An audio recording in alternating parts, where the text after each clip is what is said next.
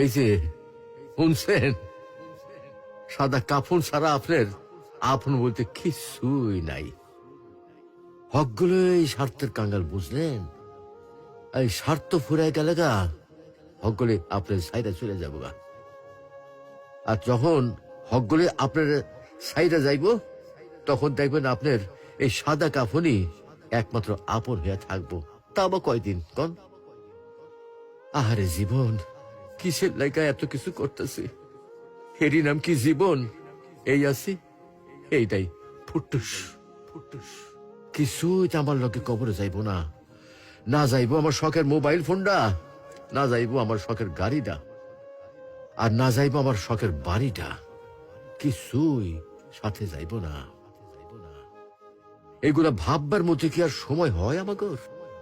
আমরা কত ব্যস্ত, তাই না? আহারে জীবন, আসুন সময় থাকতে ইমানের পরিচর্যা করি, পরকালের পাথেয় গুছাই, পরকালের কথা ভাবি। আল্লাহ আমাদেরকে ইমান চর্চা তৌফিক দান করুন। আমিন।